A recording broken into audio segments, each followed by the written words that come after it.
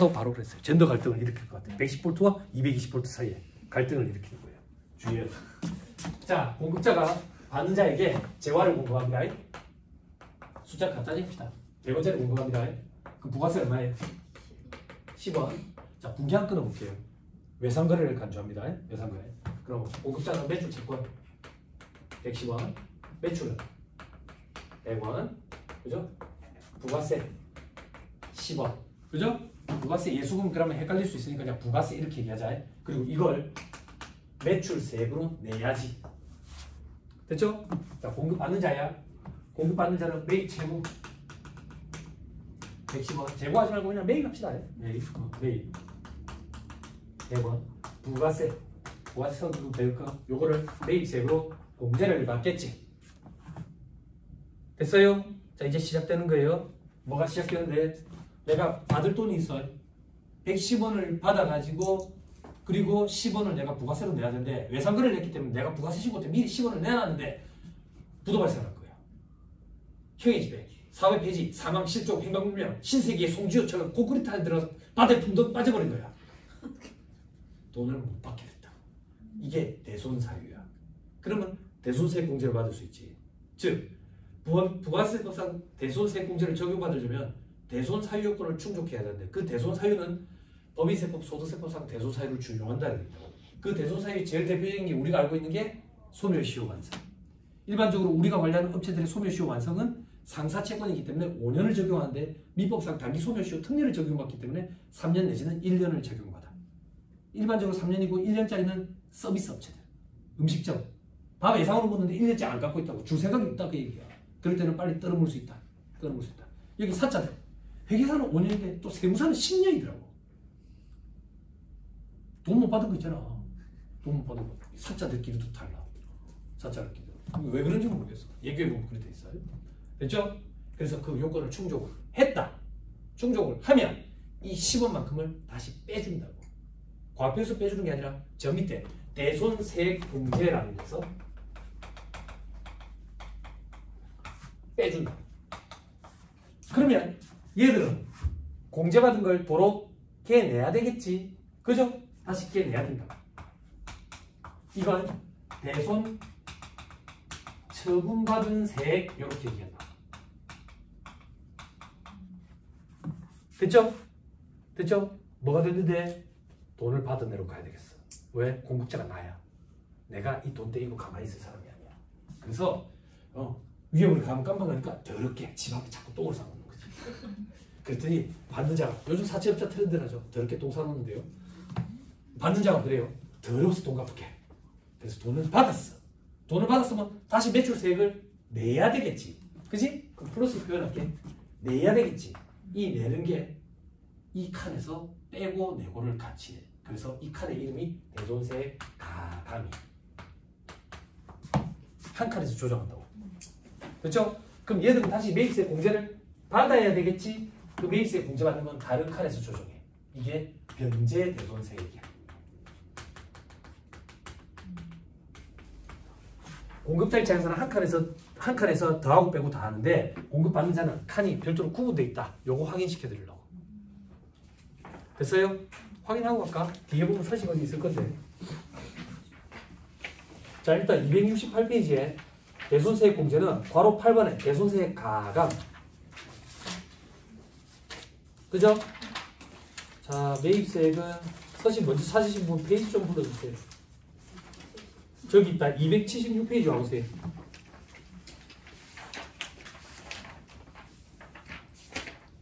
폈어요? 매입세액 파트죠? 277페이지. 찾았어요? 제일 밑에 괄호 52번. 체크 딱 하시고.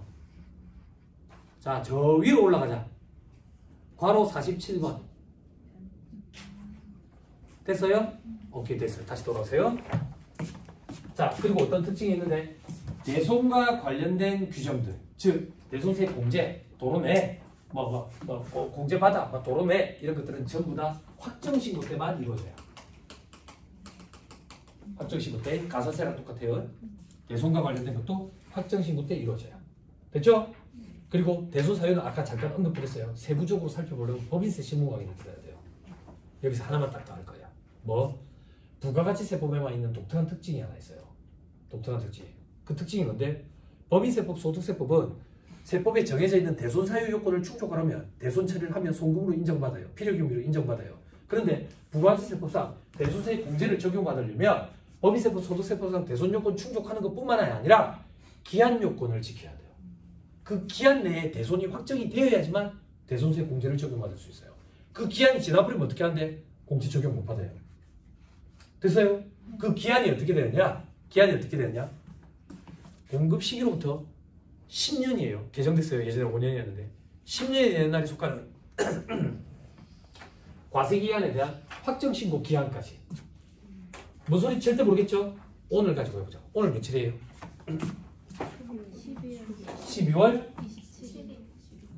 12월 27일.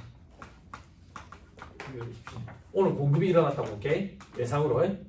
그러면 대손 확정이 공급 24년 10년이 되는 날에 속하는 2034년 과세기한 종료는 언제? 12월 31일에 대한 확정신고 기한은 언제야?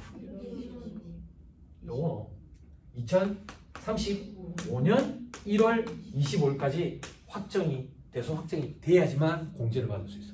이게 과거에는 5년이었거든. 그랬더니 소송이 장기화되는 경우에 확정이 났는데 기한이 지나가 대손세 공제를 못 받는 일이 생긴 거야.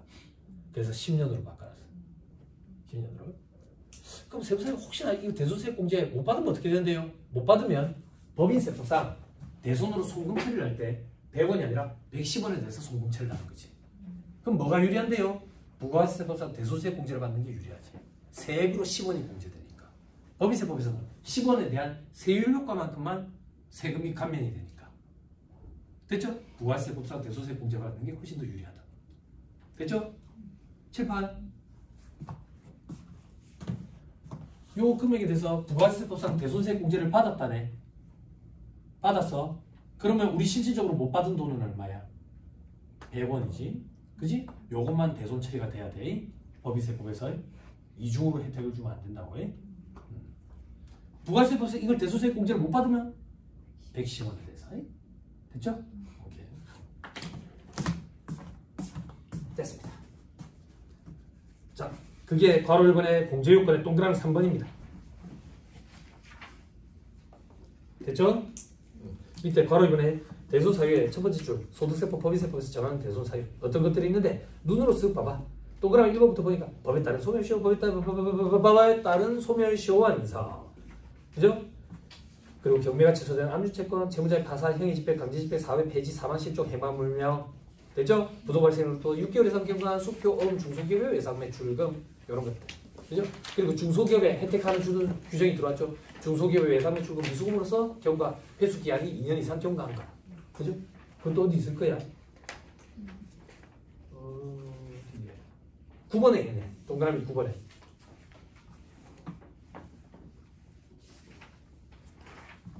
됐죠? 여러분 좀 길지만 다 읽어볼 거예요. 저 밑에 2번에 결산조정과 대손세액 공제 가보세요. 부가가치세법에서는 대손세액 공제 사유를 소득세법 시행령에 따른 법인세법 시행령에 따른 대손금으로 인정되는 경우로 규정하고 있다더라. 그런데 소득세법, 법인세법에서는 결산서에 반영해야만 대손으로 인정되는 결산조정 사유라는 게 있다. 이러한 결산조정 사유에 해당하는 경우로서 회계상 대손금 인식, 즉 결산조정 없이, 즉 회계처리를 안 했단 얘기야. 회계처리를 해야 인정을 받는다고. 안 해놓고 부가가치세법상 대손세액 공제가 가능한지 여부에 대해서는 논란이 좀 있다. 종전 심판 내에서는 결산서에 대손금으로 계산 안 해도 결산조정 사유에 해당해서 소멸시효 완성은 신고조정 사유니까 해당사가 없어요. 사망실종, 해마물명, 행위집행, 강제집행, 사회 폐지 아까 그 얘기. 부도 발생으로부터 6개월 이상 경과한 수표금, 중소기업의 외상을 주고 이런 것들이 결산조정 사유예요. 대손금으로 계상하지 않은 경우에도 부가세법상 대손세액 공제가 가능하다고 판단을 했는데 최근 심판 내에서는 안 된다더라.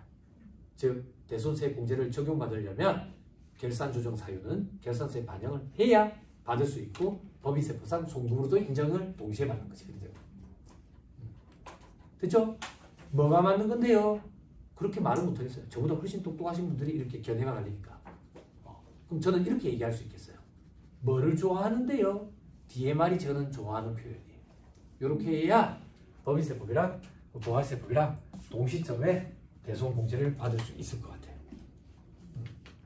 이래야 일관성이라는 게 좀 있을 것 같아요.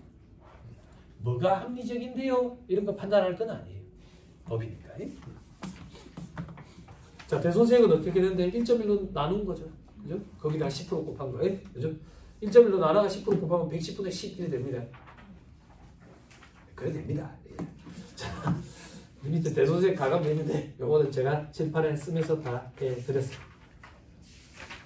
자, 다음 페이지 5번에 괄호 1번 공제신고의 첫째 주 중간에 확정신고 체크. 확정신고 때만 된다. 됐죠? 쭉쭉쭉 넘어갔습니다. 자, 이번에 매입세 276페이지 279페이지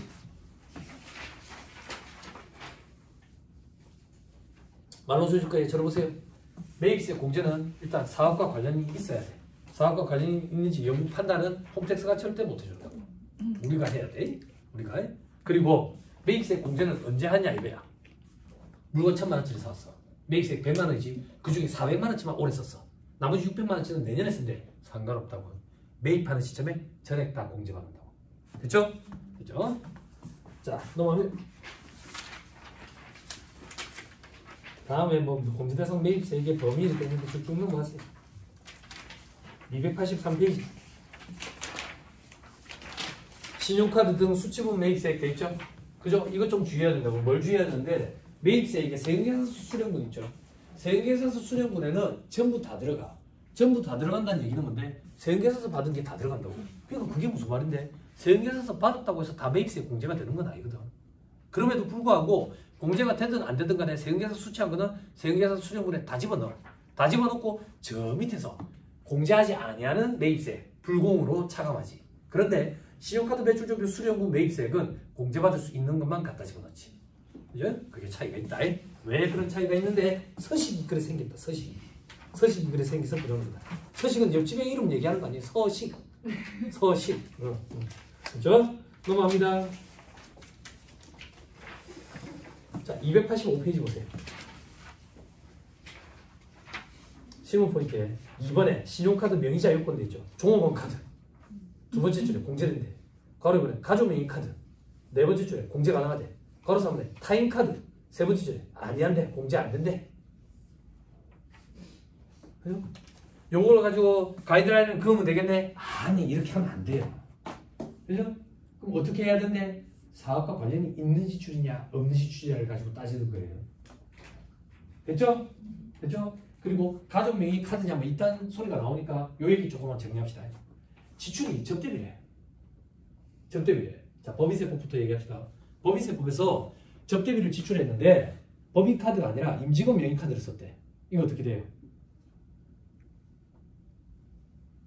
어떻게 돼요?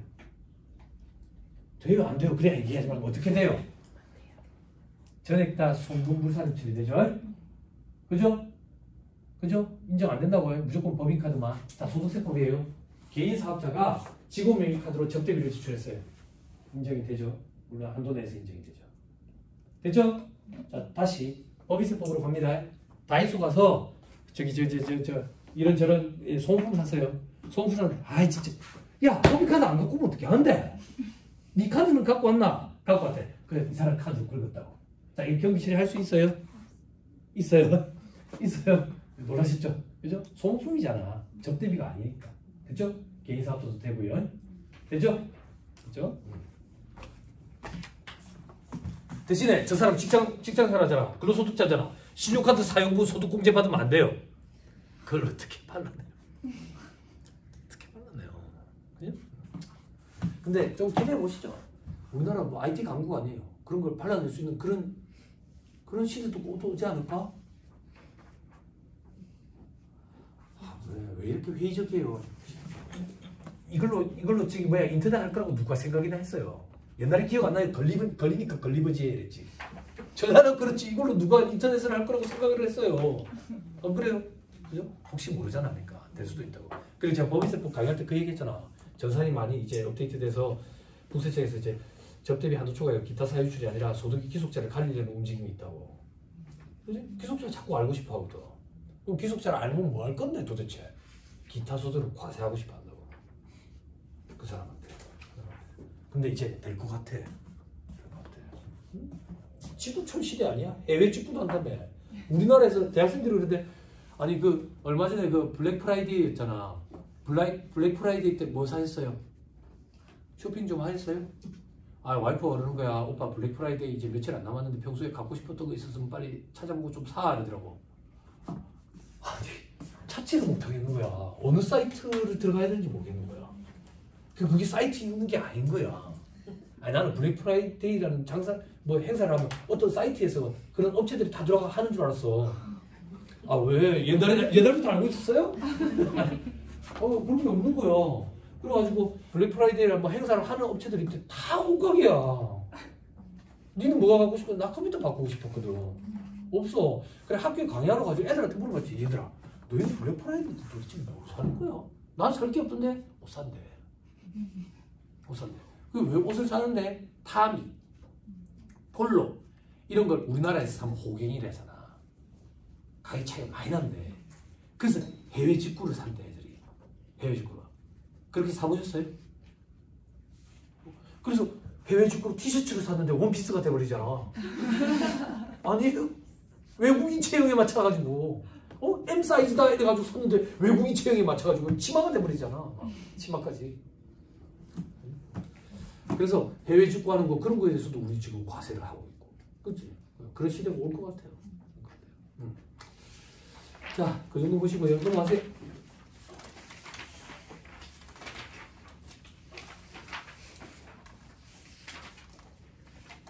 여러분, 요거 조금만 보실래요? 289페이지. 요건 저도 좀 궁금했던 거예요. 넣고는 있었는데 좀 찝찝했던 거거든. 신용포인트에 신용카드 등 매입세 공제 여부돼 있죠. 그죠? 동그라미 이번에 아래에서 공제 여부 검토하는 항목은 모두 사업 관련성이 있다고 일단 가정하고 판단한 거래. 그러니까 참고 목적으로만 써. 근데 여기서 제가 뭘 여러분들이랑 같이 보고 싶어 하냐면요. 밑에 표에 결제 대행사 한번 봐. 결제 대행사의 맨 오른쪽에 설명해 보면 KG 이니시스, KG 모빌리언스, 다날, 나이스 페이먼트, 초이스 페이먼트 이런 거 있잖아. 이런 거 우리 이제 관리생이 딱 보고 좀 입력을 해주는데 조금 찝찝했지. 이게 괜찮대. 결제 대행사. 그렇죠? 사업 관련성만 있다고 입증이 되면. 그렇죠? 그렇죠? 그것도 넣어도 된대. 그리고 뭐 됐습니다. 넘어가죠. 요즘엔 뭐 이제 뭐 저기 우한 형제들 때문에 짜증나는 일은 없죠. 처음에 우리 되게 짜증났잖아. 너무 결제 방법이 다양한 거야. 뭘 그리 자꾸 만나. 아니 만나기 싫은데 비대면인데 비대면 시대에 자꾸 만나서 현금으로 결제하고 만나서 카드로 결제하고 만나서 현금 영수증으로 끊어달래. 뭐 이게 뭐야 도대체. 구분이 안 됐잖아.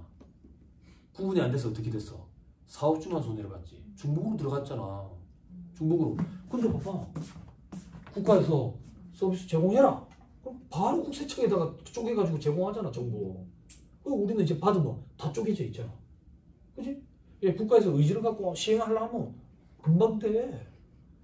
아니 배민참에 생각해봐. 얼마나 짜증났어. 구분을 못해가지고. 안 그래? 요즘 다 쪼개져 있다고. 다 쪼개져 있어. 그리고 이런 업체들 되게 많지. 또 뭐 영어로 된 업체들 되게 많더만. 갑자기 또 하니까 기억도 안 나네. 처음에 뭐가 우한한가 그랬지. 뭐 그런 데지. 또 뭐 있죠? 네? 요기요. 저기 사업주들이 좀 힘들어하는 게 쿠팡. 거기는 사업주들이 좀 들어가서 찾기가 힘들다 그러대. 그런다고. 다른 사람들은 다 찾아서 보내주던데. 그래가지고 뭐 아이디 패스워드를 보내주니 뭐 이런 소리를 하고 안 받거든. 저는 안 받고 그냥 제가 그러거든요. 블로그에서 안내할 수 있는 글 같은 거 있으면 하나 보내줘라. 그거 찾아보고 이제 하나씩 클릭해가지고 보내주고 이렇게. 아무튼 다 쪼개져 있어가지고 요즘에는 뭐 중복되는 경우가 거의 없으니까 걱정 안 하셔도 돼요. 근데 그런 것도 제가 생각할 땐 될 것 같은데 홈택스에서 자료 줄 때 중복 안 되게 그런 날도 곧 오지 않을까? 그죠? 자 자, 292페이지에 의제매입세 공제되어 있죠? 그죠? 요거는 이미 다 설명했어요. 그죠? 요거는 계산사식이 복잡하고 한도정산하는 사식이 복잡하기 때문에 고시생들 상대로 강의할 때 하지 여러분들을 상대로 할 때는 안 할 거예요. 대신에 어제 그 얘기 들었죠? 그죠? 너무 과하다 보니까 거짓 계산서가 너무 과하다 보니까 한도 규정까지 생겨버렸다고. 그죠? 요거 조금 주의하셔야 돼요. 그죠? 논하는 도내지 이런데 아직도 이런 일들이 엄청 많이 벌어져요. 아직도 주의하셔야 돼. 뒤늦게 끊어오는데 금액이 크다 이러면은 항상 의심을 해봐야 돼.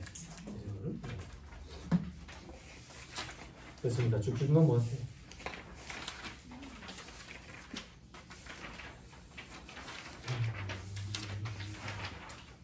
음. 296페이지. 자, 의제매입세액이 안분 계산돼 있죠. 그죠? 요거는 저 언니분들 겸용사업자 담당하시는 언니분들만 좀 주의하시는데, 그죠? 실지기속이 불분명한 경우는 안분을 해야 되거든. 겸용사업자 중에. 그게 무슨 말이냐면 의제매입세액 공제는 면세사업자가 제조 가공 과정을 거쳐가지고 과세되는 재화나 용료를 공급할 때 의제를 해가지고 공제해 주는 거거든. 그럼 내가 겸용사업자로 과세와 면세를 겸용하면 면세 부분에 사용하는 부분은 의제매입세액 공제 대상이 아닌 거야.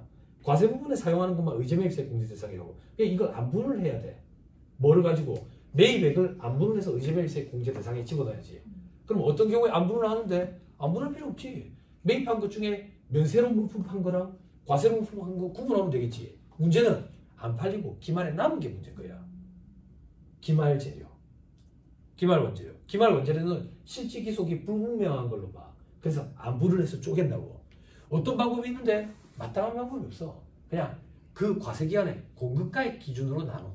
면세 공급가액, 과세 공급가액 기준으로 안분을 한다고. 안분을. 그럼 세무사님 그러면 어떻게 되는데요? 그걸 임의로 안분해가지고 의제매입세 공제를 받는 거예요? 네, 맞아요. 근데 다음 연도가 됐는데 그 재고를 썼어요.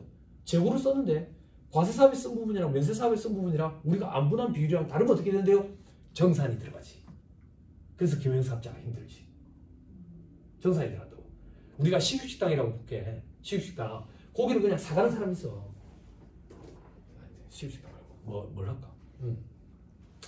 이제 겸용사업자야.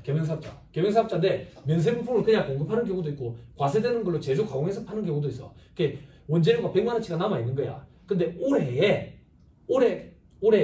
이번 과세 기간에 면세 매출이 40%, 과세 매출이 60%였어. 그럼 60%로 곱하면 100만 원이 60만 원이잖아. 그것만 의제매입세 공제 대상에 집어넣는다고. 그래서 의제매입세 공제를 받았는데 다음 연도 됐는데 100만 원치를 전부 다 면세 매출로 팔아버렸대. 그럼 자연인의 공제받은 거 걔내야 돼.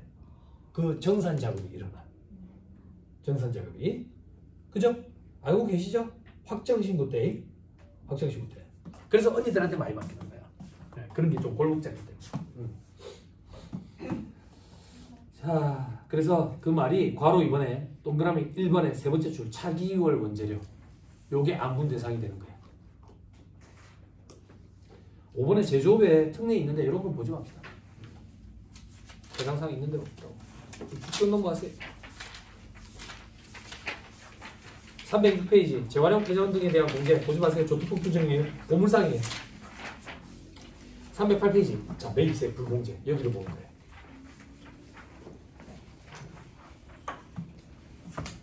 자 여러분 제가 개인적으로 생각할 때 고시생뿐만 아니라 회계사무실에 일하는 사람도 매입세 불공제 내역은 머릿속에 암기를 하고 있어야 될 것 같아요. 계속 움직이고 있어야 돼요.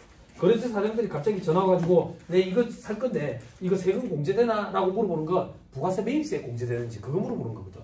그러면 여러분들이 잠깐만 기다리세요. 안 그래도 어제 장병호 세무사한테 강의 들었는데 사장님 미안해요. 책을 집에 놔두고 왔는데 오늘이 금요일이니까 다음 주 월요일에 답변 드릴게요. 수입 내지. 아니 그럴 거 아니야. 머릿속에 계속 움직이고 있어야 된다고. 아니 얼마나 성격이 급해. 막 급해가지고 막 날개를 치면서 전화가 와. 전화를 받아보면 저거 서류 좀 대달란다고. 대출 서류. 왜 이렇게 급하냐고. 은행에 가서 전화하라고. 근데 강의하고 있는데. 어떻게 한대? 은행 직원 바꿔주세요. 그러지. 그럼 은행 직원 전화 바꿔야 된다. 다음에 보내드릴게요. 바빠 그러니까. 알겠습니다. 지금 급하지도 않는데. 원래 그래. 사람들은 다 자기 제일 급하다고 생각하지. 자, 그래서 매입세 불공은 암기하셔야 돼요. 내일 제가 시험 칠 거예요. 확인은 못하겠지.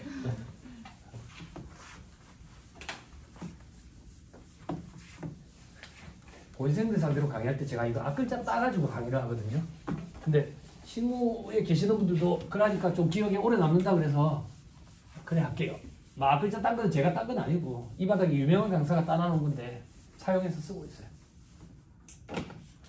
자, 우리 지금부터 하는 거는 불공이라고 표현하는 거. 매입세 공제 안 되는 걸 얘기하는 거야. 불공이야. 자, 이렇게 하는 거야. 앞글자를 따가지고 토, 사, 세, 비, 대, 등, 면, 간주.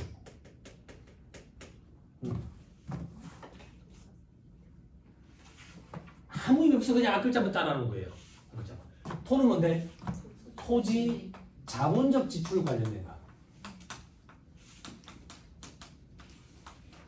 관련된 매입세의 불공이에요. 그래서요. 자, 예를 들어 드릴 거예요. 어젠가 했지. 산을 깎았다고요. 산을 깎아주고 옹벽 쌓았다고. 이게 토지 자본적 지출이면 토지 원가에 가산하기 때문에 그거와 관련된 매입세금 불공이라고. 이 옹벽 쌓을 때 업체에 의뢰할 거 아니야. 세금계산서 발급해 줄 거라고. 불공이라고. 됐죠? 됐죠? 또 어떤 거? 제가 아까 그 얘기했죠. 저는 저기는 땅이 마음에 든다고. 그 어쩔 수 없이 건물을 같이 사왔어요. 전액 다 토지 원가에 들어간다고. 그럼 이제 건물을 허물어야 될 거 아니야. 그래도 내가 명색이 사장인데 국회의질 할 수는 없지. 철거업체에 의뢰한다고. 그럼 철거업체가 철거하고 세금계산서 발급해 준다고. 그 철거 비용은 토지 원가에 가산하도록 돼 있어. 그때 그 매입세액도 공제가 안 돼. 됐죠? 사는 뭔데? 사업과 관련 없는 지출. 지출에 대한 매입세. 이거는 업체마다 다른 거야. 아까 얘기했지. 키보드. 그지? 그건 우리가 판단을 해야 돼. 우리가 판단을 해야 돼. 됐죠? 근데 이게 다 안 된다고. 애매하다고. 애매하다고. 그럼 어떻게 해야 되는데? 어떻게 해야 되는데는 여러분들 조직에는 의사결정자 견해에 따르시면 되는데 제가 판단할 때는 조금 보수적으로 하세요. 그래도 좀 보수적으로. 응? 그럼에도 불구하고 좀 해달라 이러면은 필담을 좀 나눠가지고 그 스크린 캡처해서 첨부를 해놔놓고. 어떤 경우에 학원에 차를 하는데 좀 넣어달라 하는 거야. 안 된다고. 안 된다고. 애들 태우고 댕긴대. 태우는데 그거 어쩌겠어. 필담을 나눠가지고 그 내역을 남겨놓고 나중에 따서를 못하게 그래가지고 경비 처리를 좀 해주고. 물론 매입세 공제는 안 되겠지만. 자, 그 다음에 세는 뭔데? 세금계산서 혹은 합계표가 잘못 기재되어 있는 거야. 부실 기재된 거. 근데 아까 말씀드렸지. 단순 차고 얘기하는 거는 또 인정이 된다고. 그 다음 B는 뭔데? 비영업용 소형 승용차 완벽하게 하자. 구입, 임차, 유지와 관련된 매입세.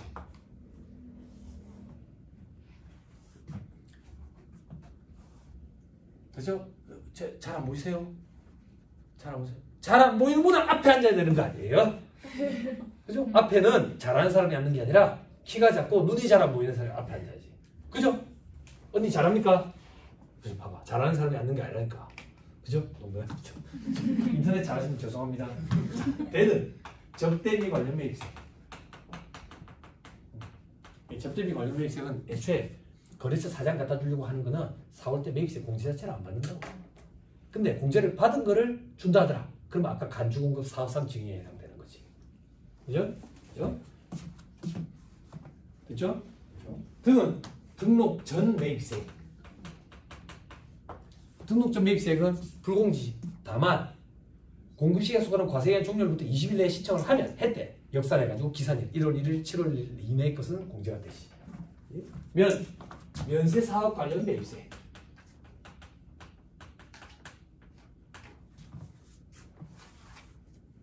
됐죠? 됐죠? 간주는 간주임대료 매입세.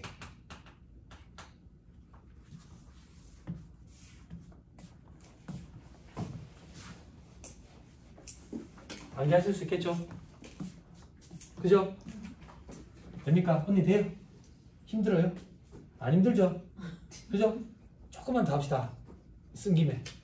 일 많이 썼잖아. 하나만 더 활용합시다. 면세사업 관련 매입세 요거 가지고 해볼게. 요거 가지고는 우리가 물건을 사왔어. 근데 나는 면세사업자야. 면세사업자 100원짜리를 사왔어. 근데 나한테 이 물건을 판 사람은 과세사업자야. 110원을 받아왔을 거 아니야. 그지? 그럼 내가 분개를 끊어볼게. 분개 이해되죠? 이해되죠? 그래? 나 분개를 끊어볼게. 그래? 소모품 이렇게 하자. 소모품 100원. 돈은 110원을 줬다. 부가세가 10원이다. 됐죠? 근데 나는 면세사업자라며. 면세사업자는 이 부가세가 매입세 공제가 돼 안 돼? 안 되지. 그럼 이거 어떻게 처리해? 소모품비에다가 110원이라고 엎어버리잖아. 소모품비에다가 엎어버렸다는 얘기는 매입세 공제가 안 되는 것들은 법인세법상 송금으로는 인정이 되네. 그치? 그치? 그치? 다시. 부가세법상 매입세 공제가 안 되는 것들은 법인세법상 송금으로도 인정이 돼. 물론 자산원가를 구성할 수도 있어요. 이게 만약에 소모품이면 자산원가를 구성하는 거지. 소모품이면 단기 송금이고. 그런데 4. 세 등 이 세 가지는 매입세 불공제뿐만 아니라 법인세법상 송금으로도 인정이 안 돼. 송금부사입니다. 왜? 귀책 사유가 법인에게 있다고 봐. 그래서 쟤들은 송금으로도 인정이 안 돼. 됐어요?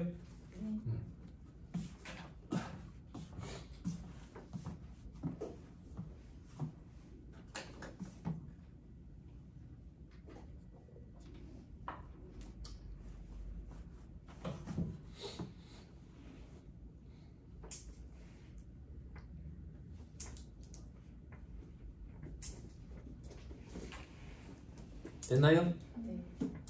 몇 가지만 조금만 볼게요. 309페이지 한번 보세요.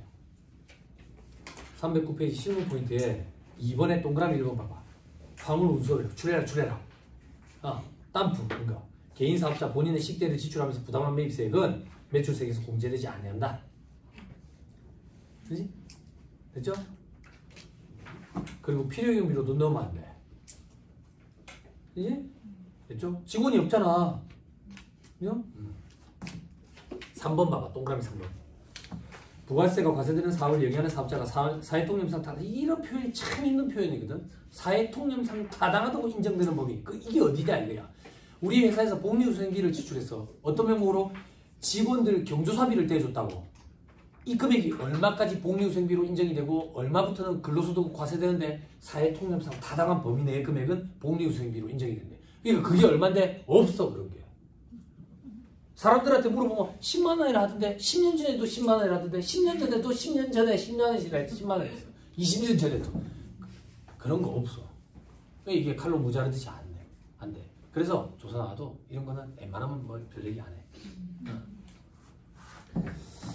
자, 사회통념상 타당하다고 인정되는 범위에서 자기 임직원의 복리후생을 목적으로 외부 업체와 체육시설을 이용할 수 있는 약정을 체결하고 임직원에게 시설 등 재화를 사용하게 하는 경우로서 부가세, 과세사업과 직접 관련이 있는 경우 이와 관련된 매입세액은 매출세액에서 공제할 수 있다 돼 있죠. 그죠? 됐나요? 실제 사례입니다. 실제 사례. 제가 여기 함안에 있는 BHR이라는 회사에 회계 강의하고 8시간 강의 제의받아가지고 한번 간 적이 있어요. 간 적이 있는데 그 함안에 완전 깡촌이거든. 허허벌판, 논밭도 아니야. 허허벌판에 회사가 하나 있어. 근데 여기 서울대 연고대생들의 판치인데 대표이사 마인드가 좋아가지고 어떤 마인드가 좋은데 창원에 동종업계들이 있는데 동종업계 그 연봉에 1.8배에서 2배 정도 준대. 그러니까 그렇게 똑똑한 애들이 모이는 거야. 그리고 여기 사업주가 돈을 벌면 그 근처에 허허벌판에 땅을 사가지고 원룸을 자꾸 지어올려가지고 1인당 1개씩 방을 주는 거야. 회사 사택 형태로. 아파트 이런 거 사택으로 해가지고 제공하잖아. 6명씩 같이 살아. 6명씩. 근데 한 명은 하나씩 주면 얼마나 좋아. 그죠? 그죠? 이 회사에 제가 놀란 게 회사 뒤에 건물로 골프 연습장이 있더라고. 골프 연습장. 그래서 저는 처음에 무슨 생각이냐면 회사 대표가 참 치는 거 좋아하는 거. 혹은 거래처 사장들 오면 접대 목적인 것 같다. 그지? 회사 사장이 치는 목적이면 송금불산을 위하여. 거래처 사장들 왔을 때 접대 목적이면 접대비로 처리되지. 그런데 직원들 복지목적이고 진짜 직원들이 이용한대. 그러면 공유수입이야. 매입세 공제도 돼. 그렇게 판단하는 거예요. 됐죠? 네. 됐죠?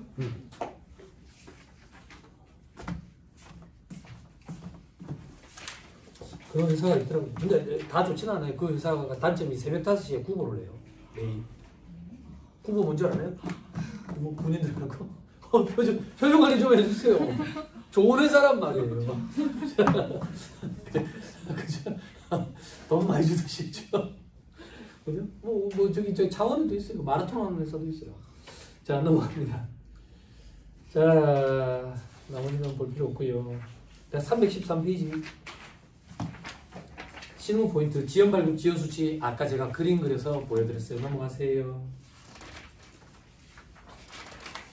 317페이지. 317페이지 4번에 신청 전 매입세액 아까 했고요. 5번에 비용료 소요순자 구입 임차 유지와 관련된 거. 됐죠?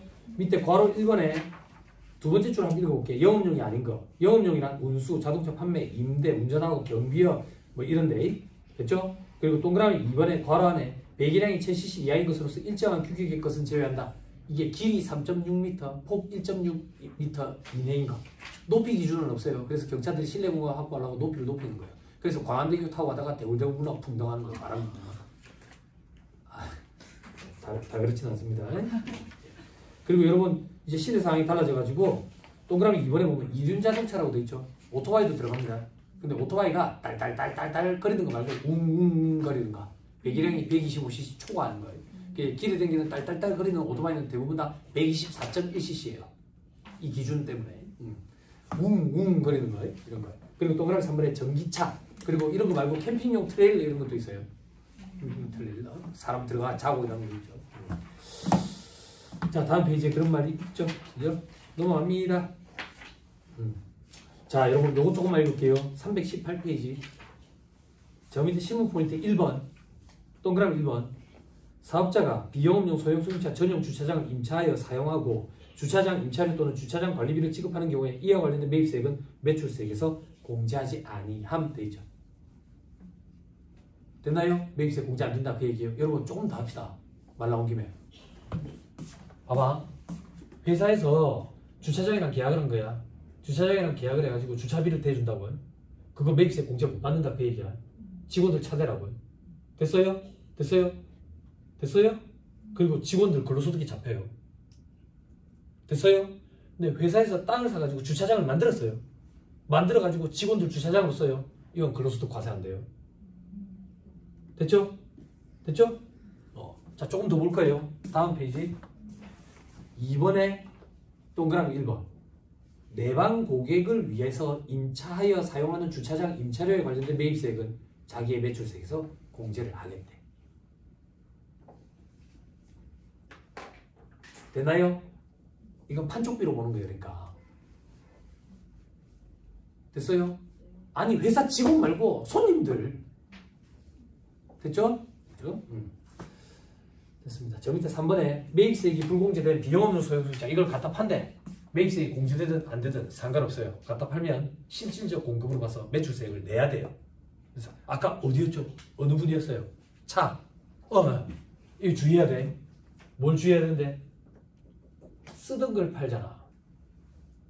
중고지. 값이 어디 있어? 그지? 그러니까 백데이터를 좀 만들어 놔야 돼. 응? 엔카가 그게 제일 많이 하더라 사람들이. 이렇게 엔카. 거기 가지고 연식이랑 키로수 비슷한 걸 찾아서 요 정도에 매매된다. 이런 식으로. 특히나 특수관계 있는 법인에 파는 경우에는 저가양도 고가매입 문제가 생기기 때문에 부당이익 계산 부인 문제가 생길 수 있기 때문에 꼭 그런 데이터를 좀 챙겨놔야 돼. 응? 판대가 우리 관련 있는 업체예요? 산대가 관련 있는 업체예요? 둘 다. 그러면 자, 또 재밌지? 그치? 봐봐. 우리 일반적으로 차량 운반부는 5년 정률이지. 업무용 승용차예요? 업무용 승용차? 그럼 5년 정액이지? 그치? 또 재미가 없네. 5년 정액이에요. 근데 만약에 업무용 승용차가 아니라고 볼게. 업무용 승용차가 아니야. 그럼 우리 예전에 5년 정률이었지? 5년 정률? 내가 산 입장이야. 중고로 샀지? 중고로 사. 중고로 샀는데 우리 회사는 우리 회사는 차를 5년 정률로 상각을 떨고 있어. 근데 저 회사에서 이 차를 3년 탔대. 3년 탔대. 그럼 우리가 볼 때 내연수의 반 이상을 탄 거지. 그지? 그럼 5년에 50% 곱하면 얼마예요? 2.5년이죠. 0.5 버려보세요. 2년 동안 상각에서 떨어 먹을 수 있어요. 중고자동차는 이렇게 가속 상각 특례 규정이 있어요. 2년에 다 떨어 먹을 수 있어요. 재밌죠? 독특한 기술들이 좀 있어요. 그래 재밌는 일들도 생기고 그런다고. 그죠? 여러분들 올해 그런 일이 생기실 거예요. 자, 321페이지. 기업 업무 추진비 관련된 지출에 된 거. 그죠? 두 번째 단락에 그러나 사업자가 직원들의 사기 신작과 복리를 위한 비용에 대한 세금계산서를 수취했을 때는 요거는 매입세 공제가 된다. 접대가 아니니까 직원에 대한 거니까. 다음 페이지 제목만 보세요. 연쇄사업 8번에 토지 관련된 매입세 넘어갑니다. 쭉쭉 넘어갔어요. 진짜 가산세에 되어 있네. 가산세. 여러분들이 좋아하시는 게 가산세죠. 330페이지.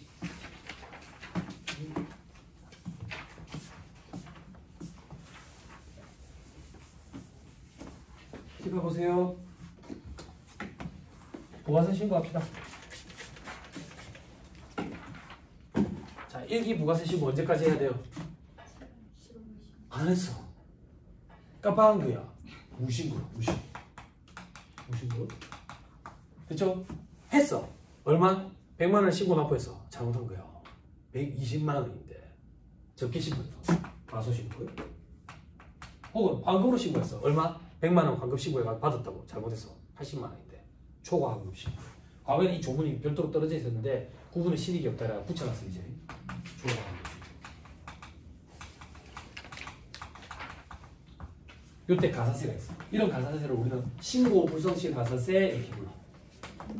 그러면 저는 강의할 때 이렇게 얘기한다고. 우리나라에서 가산세를 내는 놈은 두 놈이야. 멍청한 놈과 도둑놈. 도둑놈은 우리는 부정, 부당 이렇게 표현하고, 멍청한 놈을 일반 이렇게 표현해요. 그럼 가산세는 어떻게 되는데, 무신고니까 신고를 한 다음에 내야 될 세, 납부세. 도둑놈은 40%, 멍청한 놈은 20%. 과소신고, 초과환급신고는 바로 잡으면 추가로 더 내야 되겠지. 그래서 추가 납부세. 자, 도둑놈은 40%, 멍청한 놈은 10%. 그래서 여러분들 조직의 그 오너분들이 부가세 신고 마지막 날이 되면 일단 쏴라 이라는 거야. 그런 일 없었어요? 그죠? 우리 마지막 날이 되면 회식할 얘기 하잖아. 요번에 뭐 먹을래? 평소에 좋아하지도 않으면서 꼭 킹크랩 얘기를 하는 거야. 가면 먹도 안 할 거면서 비싼 거 막. 그래, 뭐 가자. 이러는데, 세무사님 아직 다 못 했는데요. 괜찮? 니는 하고 있거라. 나도 무기 웃을 테니까 하고 있거라. 11시쯤 넘어가지고 전화 오면 아직도 못 했는데요. 야, 일단 쏴라. 일단 쏴. 일단 쏘면 영어니까. 예? 그런 일이 있었어요? 그럴 때 희한한 일이 벌어지는 거야. 아까 말씀하신 것처럼 울면서 자꾸 일을 하는 거예요. 울면서 눈물 때문에 잘 안 보이는데 막 눈을 일하면서 계속 일을 하는 거죠. 그죠? 그럴 때는 세무사가 돼가지고 도와줘야지. 이렇게 맥주를 한 캔 딱. 그럼 금방 끝나 일이. 네. 술이 일을 술술 하게 할 수 있도록 도와준다. 응? 저 예전에 신고 기간 되면 술 많이 먹고. 응? 같이. 야근하는데 이제 혼자 집에 가면 미안하잖아. 먹고 싶은 거 있냐고. 맥주 아사히만 사달란다고. 뭐 이제 한손으로 둘러 마시면서 입력하면 2,000원 넘어. 나는 뭐. 근데 이제 주의를 시키는 거지. 플러스 키 누를 때 조금 주의해. 더블 클릭하면 큰일 나니까. 더블 클릭, 플러스 키. 정말 술이랑 같이 하면 일 잘 돼요. 됐죠? 자, 이거 말고 납부지연 가산세 얘기하자. 납부지연 가산세. 무신고면 납부세. 과소신고 초과환급신고면 추가 납부세. 이렇게 표현하자. 됐죠? 요거에 하루에 만분의 2.2씩 올라간다. 일수 곱해가지고. 됐죠? 세무사님 3% 곱해가 더하는 규정이 있던데요. 그럴 일은 여러분들 잘 없어요. 근데 가산금 규정이 여기 합산된 건데 고지서가 날라온 이후부터 붙는 건데 우리는 고지서 날라오기 전에 자료활적으로 다 수정신고해요. 그래서 그 규정은 신경 안 써도 돼요. 요것만 생각하면 돼요. 요거 할 때 주의해야 될 거는 요거 일수주의. 그리고 사람 손이 타는 게 있어요. 사람 손이 타는 게 뭐냐면 이 일수도 프로그램이 계산해 주거든요. 계산해 주는데 사람 손이 타는 부분이 우리가 세금 신고를 잘못하면 국세청에서 바로 연락 오는 거 아니에요. 거기도 인력이 딸리거든요. 그래서 잘못된 게 있는데 우리가 그걸 알아냈어. 그러면 자발적으로 좀 고치래요. 그러면 스틱 앤 캐럿이라고 캐럿을 좀 줘야 될 거 아니야. 그래서 자발적으로 수정하면 가산세 감면을 적용을 해줘요. 그걸 우리 손을 타요. 프로그램이 안 해줘요. 그 감면 규정을 우리가 퍼센트를 클릭해 줘야 된다고. 클릭. 그 가산세 감면 규정을 볼 거예요. 칠판. 신고를 안 했네. 이제 알았어. 그 지금 해. 기한 후 신고 이렇게 얘기하면. 특히 신고했네. 이제 알았어. 지금 바로 적는다고. 수정 신고 이런다고. 가산세 감면 규정 봅시다. 자, 어디에 있는데?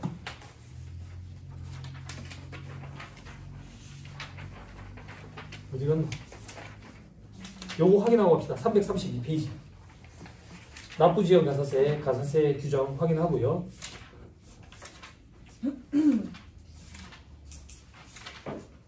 342페이지.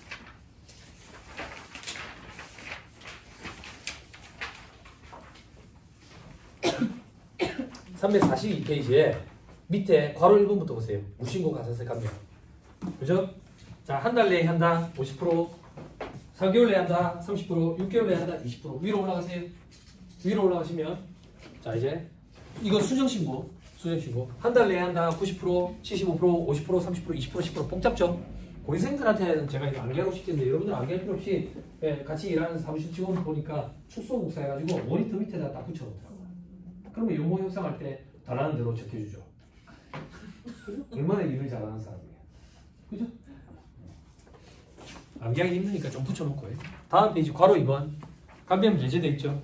그죠? 다음과 같이 세무공무원이 과표와 세액을 경량할 것을 미리 알고 수정신고서를 제출한대. 그게 무슨 말이냐면 우리가 잘못했는데 세무조사 나온다고 통지문이 나온 거야. 우리야 막 수정신고 넣는 거야. 그건 도둑놈이잖아. 감면을 적용 안 하겠다 그 얘기야. 그럼 뭐가 애매한데? 동그라미 2번이 애매한 거야. 과세자를 해명 통지를 받았다. 소명 안 내면 받은 거야. 이거 어떻게 할 거냐 이거야.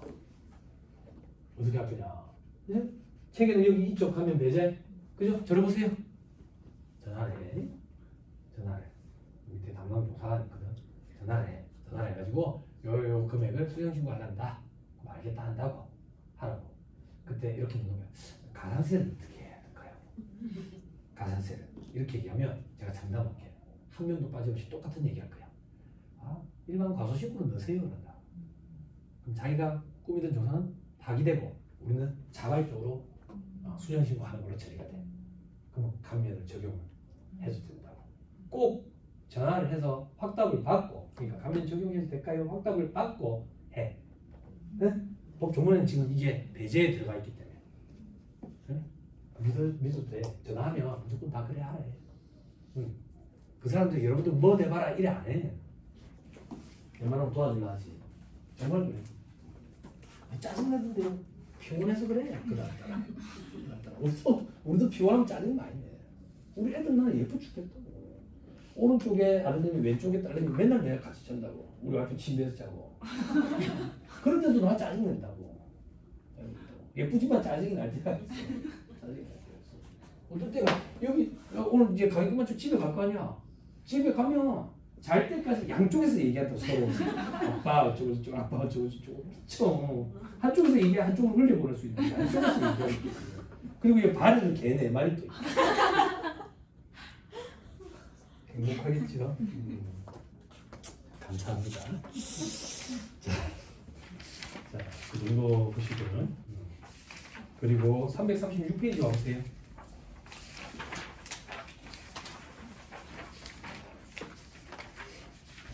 336페이지 보시면 여기 봅시다. 333페이지 보세요. 자, 괄호 1번에 미등록 가산세 했죠?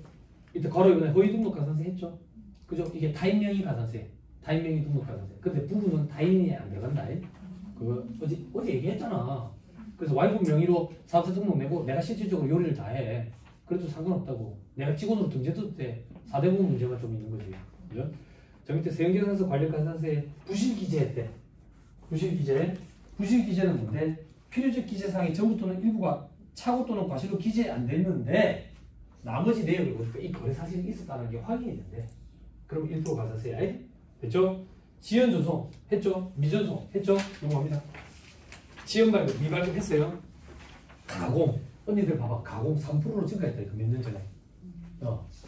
그리고 괄호치번에 허위. 이건 허위 위장 명의. 그러니까 A라는 업체에서 술을 먹었는데 B라는 업체라고 되어 있는 거지. 그런 거예요. 그리고 과다 기재 세금계산서 돼 있죠. 그죠? 그거 아까 기억나? 이게 뭔데요? 아이고 차고인데요. 그런데 숫자가 과다 기재된 건 나쁘고 그 차고를 보지 않는다 했지. 그지? 이걸 어떻게 알아? 머리 쪼개가 들어가야 되잖아. 안 되지. 이걸 악용하는 사람도 있을 거 아니야. 그래서 숫자를 과다 기재한 건 차고를 보지 않겠다. 이제 때려버린다고. 됐죠? 자, 넘어갑니다. 다음 페이지에 세형계산서 합계표 불성실 가산세 미제출하면 0.5%, 부실기재 0.5%. 지연 제출은 뭔데? 예전 신고 때 제출 안 한 거 확정 신고 때 제출했대. 그죠? 그래도 되거든. 0.3%. 저 밑에 매입처 세형계산서 합계표 관련 불성실 가산세 지연 수치 아까 했어. 이래 많은데요. 나머지 보지 마. 어려워. 그리고 경정시 이거 보지 말고요. 반가로 3번에 과다기재에 돼 있거든. 과다기재. 근데 아까 한 분이 질문을 하셔가지고 그 얘기했는데 몇 년 전에 법 조문이 하나 들어오긴 했거든. 아까 제가 강의 때 얘기 안 했지만 뭐 얘기했냐면 우리 지연 수치했을 때 가산세를 내되 매입세 공제받는 규정이 있었지. 근데 확정신고 기한이 지나면 매입세 공제 자체를 못 받고 가산세가 없다 했잖아. 근데 그때로부터 1년 내에 수정신고 또는 경정에 얘기하는 게 수정신고 또는 경정에 얘기한다는 얘기는 우리가 그걸 자발적으로 바로잡는다. 혹은 경정은 세무서에서 바로잡아주는 거야. 세무서에서 바로잡아주는 게 뭔데요? 세무조사. 근데 매입세액이 있다라는 게 확인이 돼. 팩트라고. 그럼 공제를 해줘. 됐어요? 그럼 공제를 해주면 가산세는 있겠지. 매입처벌 세금에서 합계표 불서시 가산세. 됐죠? 그래서 반가로 2번 경정시 맨 오른쪽으로 0.5% 돼 있죠. 이 가산세가 매입처벌 세금에서 합계표 불서시 가산세야. 위에 괄호 2번 제목이 있잖아. 근데 이걸 우리는 실무적으로 지연수치 가산세 이렇게 표현한다고. 됐죠? 넘어갑니다. 다음 페이지 대리납부 불서시 가산세 이건 보지 맙시다. 괄호 2번 봅시다. 현금 매출 명세서, 부동산 임대 공급가액 명세서 제출 불서시 가산세. 이런 일은 거의 없죠. 왜냐면 더 좋다는 도저 세무사를 사랑한다는데 세무사를 풀고 마감을 안 시켜줘요. 그죠? 그런데 요번에 숙제예요. 임대사업자 다 있죠. 부동산 임대 공급가액 명세서 작성하고 나시면 여러분들 뭐 넣는 거 전입일 전투질일 뭐 이런 거 넣잖아. 출력을 하고 나면 찬찬히 한번 봐봐. 숫자가 더럽게 나오는데 간주임대료 1할 계산해서 숫자가 더럽게 나오는 건데 어떻게 이렇게 계산이 되는지 찬찬히 한번 봐보라고. 그리고 또 부지런 뜬다고 매년 계약 갱신이 이루어지는 것도 아닌데 1월 1일 전입 입주 12월 31일 전출 뭐 이래 넣는 사람도 있더라. 그러면 이제 하루가 빠지긴 해. 그런 말이야. 근데 계약 기간이 2년인데 뭐 한다고 그렇게 해. 그지? 됐어요. 다음 페이지 가산세 중복 적용 배제되어 있는데 이런 거 보지 마세요. 고생님들도 보는 거 아니에요. 어려워가지고. 그때 찾아보면서 합니다.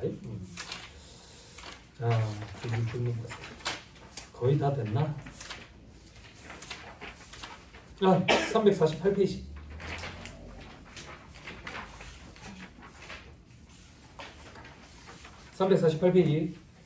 세액 공제 및 감면하지 돼 있죠? 그죠? 자, 이번에 신용카드 매출점의 발급세 공제. 그죠? 신용카드 매출점의 발급세 공제, 신용카드 보급 안정화 차원이었다고. 왜? 이걸 안정화시키면 현금 매출을 감추는 걸 드러낼 수 있지. 그죠? 그래서 직장인들한테는 신용카드 사용 금액 등 소득 공제를 해줬고, 사업주들은 신용카드 사용 금액, 신용카드 매출점의 발급세 공제를 해줬는데 어느 순간 이제 안정화 단계에 접어들었으니까 해줄 필요가 없지. 그래서 법인은 안 해주지. 그리고 개인 사업자도 10억 기준으로 안 해주지. 됐죠? 그죠? 공제 금액은 어떻게 해주는데? 어디 있어? 다음 페이지, 다다음 페이지에 있네. 다다음 페이지. 그죠? 동그라미 1번 1.3% 돼 있죠? 그죠? 1.3% 곱하도 돼 있죠? 그 앞에 뭐라고 쓰여져 있어요? 351페이지. 아니, 그 앞에 1% 앞에 뭐라고 돼 있어요? 발급 금액이라고 돼 있죠. 이 발급 금액이 공급가액 얘기하는 거예요. 공급 대가 얘기하는 거예요. 공급 대가예요. 법 조문에는 없어요. 예규에 있어요. 공급 대가를 얘기하는 거다. 됐죠? 그리고 요거 할 때 여러분들 좀 주의해야 될 거 제조업 주의해야 돼. 제조업체는 일반적으로 받으면 안 된다고요. 최종 소비자를 대상으로 하는 업이 아니니까. 근데 과자점, 도정업 이런 것처럼 거의 음식점에 가까운 제조업이야. 그런 경우에는 해도 돼. 그치? 근데 프로그램이 그걸 못 걸러주니까 신용카드 매출점유 발급세 공제를 지가 알아서 자동으로 계산한다고요. 클릭해가지고 없애줘야 돼. 무슨 말인지 이해하죠? 그죠? 한도는 과세기간이 아니라 연간 1,000만 원이야. 됐죠? 됐습니다. 실무 포인트 바로 위에 줄 끝에 환급하지 않는다. 환급 이런 건 없다. 됐죠? 됐습니다. 351페이지. 이것도 한번 보실래요? 이거 법인세 실무 강의할 때 얘기하는 건데 여기 책이 실려 있길래 조금만 얘기하세요. 자, 별표시에 제조, 업종의 구분 봐봐. 업종의 구분에 두 번째 줄 한국 표준 산업 분류에 따른다 이렇게 돼 있죠. 그죠? 자, 밑에 지에 도소매 돼 있지. 표로 그냥 바로 표. 중분류에 479 이렇게 돼 있죠. 뭐라고 돼 있어요? 무점포 소매업 돼 있죠. 479 밑에 소분류에 479 12 뭐라고 돼 있어요? 됐어요? 뭐가 됐는데? 전자상거래는 점포가 없어야지 전자상거래로 할 수 있어요. 무슨 말인지 이해했어요? 됐어요? 제조업체를 운영하는데 전자상거래를 같이 한대. 제조업이에요. 됐어요? 됐죠? 자, 오른쪽에 제외돼 있죠? 그죠? 제조사업체가 전자상거래 방식으로 한대. 제품 제조업이에요. 됐죠? 점포가 없어야 돼요. 전자상거래만 한다 이래 되면 점포가 있으면 도소매 혹은 제조업인 거예요. 자, 다음 3번에 신용카드 전자세액에서 발급 전송에 대한 세액공제 돼 있죠? 그죠? 아까 제가 전자세액에서 발급 세액공제라 했는데 전송까지 해야 이걸 해줘요. 그죠? 근데 요즘에는 어떤 거 있어요? 홈택스 말고 다른 데 하는 거 있으세요? 프로그램? 일반 기업체분들 대상으로 하면은 영어로 된 거 막 얘기하시는데 뭐 무슨 업체도 있고 그런 거 이제 전송을 조금 신경을 써야 되겠더라고요. 근데 뭐 우리는 대부분 다 홈택스로 하니까요. 그죠? 자, 밑에 보면 건당 200원씩 연간 한도 100만 원. 저 밑에 택시 없다. 자, 다음 페이지. 매입자 납부 특례 이런 거 없다. 근거 관련 제품 이런 거 없다. 구리, 스크랩, 부가세, 매입자 납부 특례 이런 거 없다. 이런 거 없다. 361페이지. 대리납부, 기납부세, 예신전문 금융법에 따른 신용카드 업자 뭐 이런 거 없다. 이런 거 없다. 왜 자꾸 없다는데 소개라도 해줘라. 룸사롱 유흥주점 이런 거. 매출 금액 상당하잖아. 술 팔아가지고. 근데 부가세 신고할 때 뭐 도망가 버리고 온 거야. 중국에. 그래서 어떤 방법을 궁리했냐면 만약에 술값이 300만 원이다. 그럼 300만 원 현금으로 주지는 않잖아. 카드를 긁을 거가 아니야. 카드를 긁는다는 얘기는 외상으로 거래하는 거잖아. 그렇잖아. 나는 그 돈을 나중에 주는 거고 신용카드 회사가 미리 땡겨서 그 사람들한테 돈 주잖아. 신용카드 회사가 그 사람들한테 돈 줄 때 부가세 떼라놓고 주래. 그거야 이게. 그 규정이야. 그럼 이제 부가세가 유실되는 일이 없겠지. 중국으로 가버리도. 그런 거예요. 자, 다음 간이가세자 볼 필요 없어요. 간이가세자는 여러분들한테 맡기지는 않아요. 자, 좀 쭉쭉 넘어가세요. 혹시나 간이가세자 여러분들 신고 대리를 해주실 일이 있으실지 몰라가지고 382페이지 하나만 딱 얘기합시다. 나머지는 언니분들도 다 알고 있을 것 같고 382페이지에 괄호 2번 세금계산서 수치 관련 가산세. 그죠? 이거 독특한 규정이 하나 생겼어요. 왜 생겼는데 간이가세자 이 세금계산서 발급 의무가 있지. 그지? 그리고 수치 관련된 가산세가 있어. 일반 가세자는 이런 거 없잖아. 매입세 공제 자체가 안 되거든. 그지? 근데 간이가세자는 수치 관련 가산세가 있다고. 됐죠? 하나만 더. 일단 할 거 하세요. 어디 있을 것 같은데. 어때? 말로 조지해야 되겠네. 여러분 짚어보세요. 저를. 자, 일반 과세자들은 1기, 2기. 그죠? 예정 확정. 그죠? 자, 법인 아닙니다. 법인 아니라는 얘기는 개인 사업자예요. 그리고 법인 중에 영세한 법인이 2억 5천 안 되는 법인. 그런 법인들은 예정신고를 안 하고 고지를 하죠. 고지하고 납부하죠. 근데 우리가 예정신고를 할 수 있는 경우가 있었죠. 실적 저조한 사람들. 그죠? 자, 이제 간이가세자를 봅니다.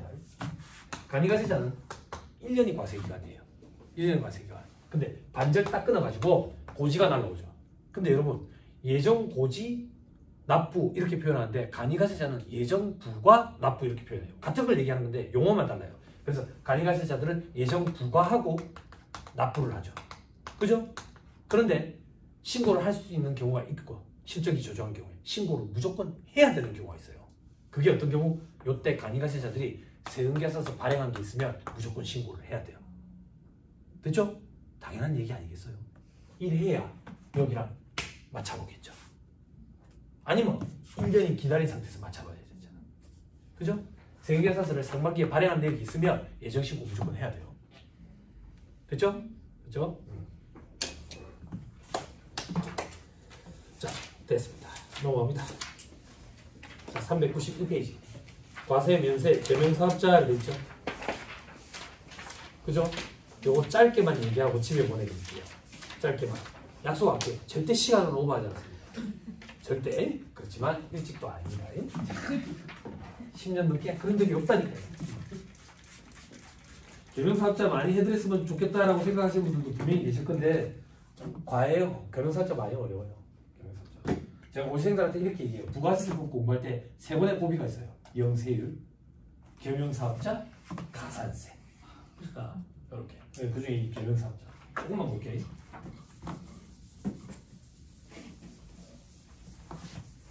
자, 시계 한 번씩 보시고 동기부여 된다. 이제 집에 가는구나. 제 자식을 볼 일이 없다.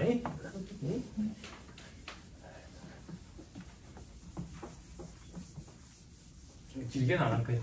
개념만 좀 잡아드릴게요. 자, 나는 겸용사업자예요. 그럼 즉 과세사업과 면세사업을 같이 하는 거예요. 내가 겸용사업자. 겸용사업자. 됐어요? 됐나요? 질문 보세요. 과세사업에 쓰려고 사다가 면세사업으로 돌려버렸대요. 면세전용이죠. 그죠? 매입세 공제받은 걸 개내야 돼요. 반대로 면세사업에 쓰려고 사왔다가 과세사업에 쓰네요. 추가로 매입세 공제를 해줘야 되겠죠. 이걸 과세 전환이라고 표현해요. 됐죠? 자, 조금만 더. 겸용사업자가 물건을 사와요. 매입세 공제 얘기하는 거예요. 물건을 사올 때 과세사업에 쓰려고 샀어. 공제를 받으면 되죠. 면세사업에 쓰려고 샀어. 공제를 받으면 안 되죠. 제발. 과세사업에 쓰던 물건을 팔았어요. 과표에 집어다가 10%만큼 매출세액 내면 되죠. 면세사업에 쓰던 걸 팔았어. 과세가 안 되죠. 그럼 문제되는 건 이거예요. 과세사업, 면세사업에 공통으로 쓰려고 사왔어. 이게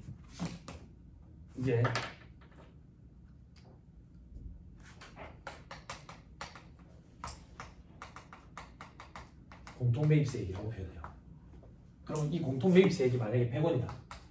이 100원 중에 과세사업에 쓰는 부분만큼만 매입세 공제를 받아야 되겠죠. 그래서 안분 계산을 해야 돼요. 그러면 이 100원에 곱하기 과세, 면세, 분의 과세 이렇게 안분을 해야 된다고.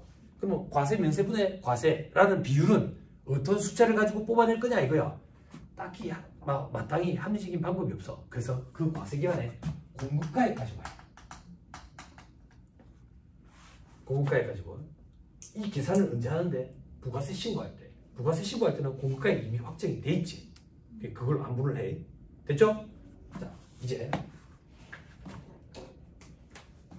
과세, 면세 공통으로 쓰던 걸 갖다 파는 거야. 공통으로 쓰던 걸 갖다 판다고. 그러면 이 금액에 과세, 면세, 분의